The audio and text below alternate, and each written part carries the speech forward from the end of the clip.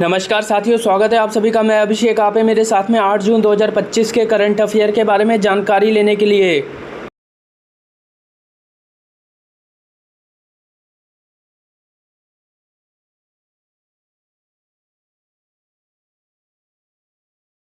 साथियों, मैं आपका स्वागत करता हूं अपने चैनल स्मार्ट टीचिंग अभी बीस्ट जीएस बाई अभिषेक में।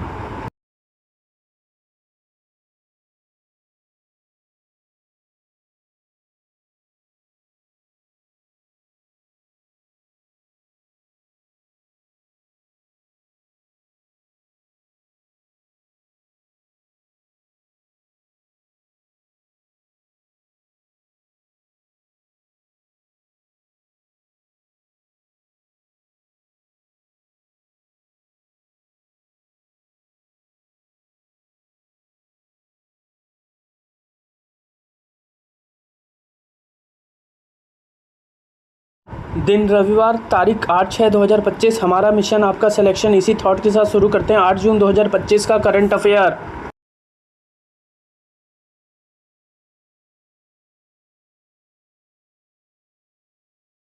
पहला, हाल ही में थिन्नाला बालकृष्ण पिल्लई का 95 वर्ष की आयु में निधन हो गया। वे कौन थे? उत्तर है राजनीतिज्ञ। आइए इस खबर के बारे में जान लें।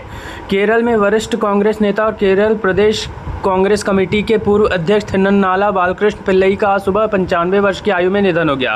वे तिरुवनंतपुरम के एक निजी अस्पताल में उम्र संबंधी बीमारियों का इलाज करा रहे थे। कोल्लम जिले के सूरनद निवासी थिन्नाला बालकृष्ण पिल्लई 3 बार राज्यसभा सांसद और 2 बार विधानसभा सदस्य चुने गए थे। वे 2 बार केपीसीसी अध्यक्ष भी रहे।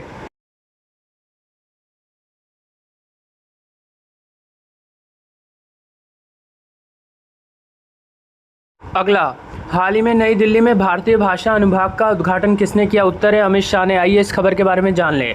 भारतीय भाषा अनुभाग का शुभारंभ भारत के भाषाई भविष्य के लिए एक ऐतिहासिक कदम। 6 जून 2025 को केंद्रीय गृह एवं सहकारिता मंत्री श्री अमित शाह ने नई दिल्ली में भारतीय भाषा अनुवाद केंद्र का उद्घाटन किया। यह नया खंड श्री डैक के साथ मिलकर भारतीय भाषाओं के साथ एक बहुआयामी अनुवाद प्रणाली कंठस्थ बहुभाषी विकसित करेगा।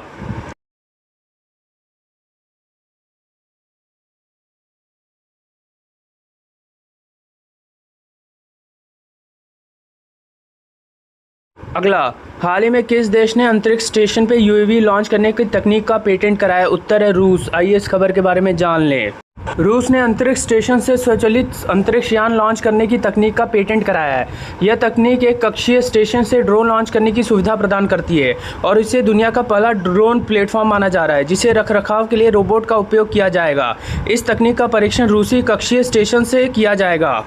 इस तकनीक के लाभों में शामिल अंतरिक्ष स्टेशन के रखरखाव और मरम्मत के लिए रोबोट का उपयोग करना, चंद्रमा और अन्य ग्रहों के अन्वेषण के लिए ड्रोन का उपयोग करना, अंतरिक्ष में स्टेशन स्वायत्तता और लचीलापन प्राप्त कर।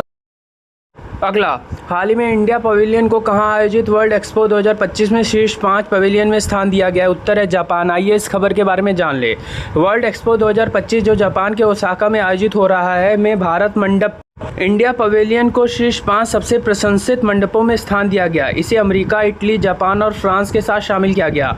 एक समाचार रिपोर्ट के अनुसार यह मंडप भारत की समृद्धि, सांस्कृतिक विरासत, नवाचार और सतत विकास को प्रदर्शित करता है, जिसमें विरासत, आयुर्वेद, इसरो और अन्य विषयों पर अनुभाग शामिल है। एक अन्य समाचार स्रोत ने बताया कि वर्ल्ड एक्सपो 2025 का विषय हमारे जीवन के लिए भविष्य के समाज की रूपरेखा है और इसमें 160 से अधिक देशों और 9 अंतर्राष्ट्रीय संगठनों ने भाग लिया। अगला, हाल ही में किसे सर्वाधिक प्रभावशाली पर्यावरणविद पुरस्कार मिला है? उत्तर है आचार्य प्रशांत को। आइए इस खबर के बारे में जान लें। आचार्य प्रशांत को सर्वाधिक प्रभावशाली पर्यावरणविद पुरस्कार मिला है। ग्रीन सोसाइटी ऑफ इंडिया ने उन्हें यह पुरस्कार दिया है। उन्हें यह पुरस्कार विश्व पर्यावरण दिवस के अवसर पर मिला और यह मान्यता उनके पर्यावरण जागरूकता और आध्यात्मिक स्पष्टता को एक साथ लाने के प्रयासों के लिए दी गई है।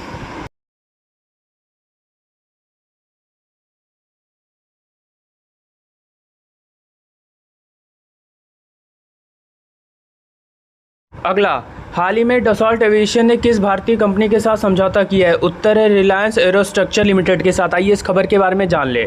डसॉल्ट एविएशन ने भारतीय कंपनी रिलायंस एरोस्ट्रक्चर लिमिटेड के साथ समझौता किया। सूत्रों के अनुसार इस समझौते के तहत भारत में फॉल्कन 2000 बिजनेस जेट्स का निर्माण किया जाएगा। यह साझेदारी रिलायंस समूह की सहायक कंपनी रिलायंस एरोस्ट्रक्चर लिमिटेड के साथ है। यह समझौता नागपुर में किया गया, जहां Reliance aerostructure limited Falcon 2000 business jets को असेंबली करेगी।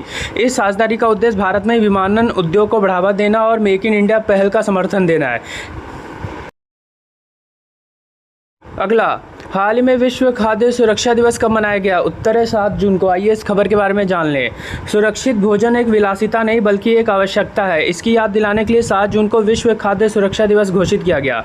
यह दिन हमें याद दिलाता है कि खाद्य सुरक्षा, आर्थिक उन्नति और अच्छा स्वास्थ्य सभी सुरक्षित भोजन पर निर्भर करते हैं। सुरक्षित भोजन के जीवन रक्षक और सामुदायिक लाभ भी हैं। खाद्य खतरों से बचने, उनकी पहचान करने और उन्हें नियंत्रित करने के लिए विश्व खाद्य सुरक्षा दिवस 2025 कार्रवाई का आह्वान करता है। हर साल लाखों लोग दूषित भोजन के कारण बीमार पड़ते हैं। खाद्य सुरक्षा की उपेक्षा करने से जन स्वास्थ्य को बहुत अधिक खतरा होता है। सोच समझकर चुनाव करके और सुरक्षित खाद्य की वकालत करके हम भविष्य के निर्माण में योगदान दे सकते हैं।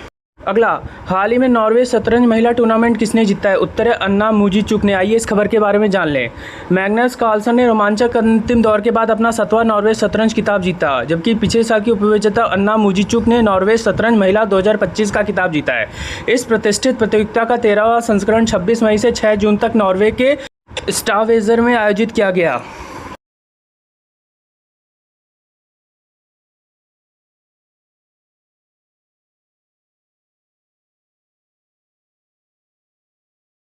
अगला, हाल ही में कनाडा में होने वाले G7 सम्मेलन में भारत का प्रतिनिधित्व कौन करेंगे? उत्तर है नरेंद्र मोदी। आइए इस खबर के बारे में जान लें। पीएम मोदी का 2015 के बाद कनाडा का यह पहला दौरा है, जिसमें उन्होंने G7 समिट में कनाडा के प्रधानमंत्री मार्क कार्नी, यूक्रेन के राष्ट्रपति व्लादिमीर जेलेंस्की और मेक्सिको के राष्ट्रपति क्लॉडिया शेनबॉम से मुलाकात करेंगे। इसके अलावा अमेरिका राष्ट्रपति डोनाल्ड ट्रंप, इटली के प्रधानमंत्री जॉर्जिया मेलोनी, जर्मनी के चांसलर फ्रेडरिक मर्स, फ्रांस के राष्ट्रपति इमैनुअल मैक्रोन और ब्रिटेन के प्रधानमंत्री केयर स्टारमर से भी पीएम मुलाकात करेंगे। कनाडा के प्रधानमंत्री मार्क कार्नी के निमंत्रण पर वह G7 समिट में हिस्सा ले रहे हैं। इसका आयोजन 16 और 17 जून को हो रहा है। अगला, हाल ही में किसे 16वें वित्त आयोग का पार्ट टाइम सदस्य नियुक्त किया गया है? उत्तर है टी रविशंकर को। आइए इस खबर के बारे में जान ले। 16वें वित्त आयोग के अंशकालीन सदस्य के रूप में भारतीय रिजर्व बैंक RBI के डिप्टी गवर्नर टी रविशंकर को नियुक्त किया गया। विस्तार से, 16वें वित्त आयोग का गठन 31 दिसंबर 2023 को किया गया था और इसके अध्यक्ष नीति आयोग के पूर्व उपाध्यक्ष डॉक्टर अरविंद पनघड़िया है। 16वें वित्त आयोग को 1 अप्रैल 2026 से शुरू होने वाली 5 साल की अवधि के लिए अपनी सिफारिशें 31 अक्टूबर 2025 तक प्रस्तुत करनी है। श्री टी रविशंकर को 16वें वित्त आयोग का अंशकालिक सदस्य के रूप में नियुक्त किया गया है, क्योंकि 16वें वित्त आयोग के पूर्णकालिक सदस्यों में से एक श्री अजय नारायण झा ने व्यक्तिगत कारणों से इस्तीफा दे दिया। अगला, हाल ही में दिल्ली में चौथे भारत मध्य एशिया संवाद 2025 की मेजबानी किसने की है? उत्तर है डॉक्टर एस जयशंकर ने। आइए इस खबर के बारे में जान ले। विदेश मंत्री डॉक्टर एस जयशंकर ने 6 जून 2025 को नई दिल्ली में भारत मध्य एशिया वार्ता की चौथी बैठक के लिए कजाकिस्तान गणराज्य, किर्गिज गणराज्य, तजाकिस्तान गणराज्य, तुर्कमेनिस्तान और उज्बेकिस्तान गणराज्य के विदेश मंत्रियों की मेजबानी करेंगे।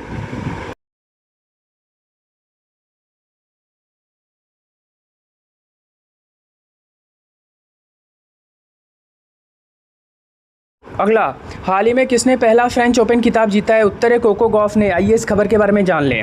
फ्रेंच ओपन टेनिस 2025 में महिला एकल में America tennis star Coco Gauff ने कल रात एक रोमांचक फाइनल में दुनिया की नंबर 1 बेलारूसी आर्याना सबलेंका को 6-7, 6-2, 6-4 से हराकर अपना पहला रोलैंड गैरोस खिताब और दूसरा ग्रैंड स्लैम ताज जीता है। इस जीत के साथ 21 वर्षीय खिलाड़ी 2015 में सेरेना विलियम्स के बाद पेरिस में एकल खिताब जीतने वाली पहली अमेरिकी महिला बन गई है और 2002 में विलियम्स के बाद ऐसा करने वाली अमेरिका की सबसे कम उम्र की खिलाड़ी बन गई है। सबलेंका जो लगातार तीसरे ग्रैंड स्लैम फाइनल खेल रही थी, लेकिन पहली बार क्ले कोर्ट पर उन्होंने आक्रामक नेट प्ले और ड्रॉप शॉट्स के साथ मजबूत शुरुआत की और शुरुआती सेट में 4-1 की बढ़त बना ली थी।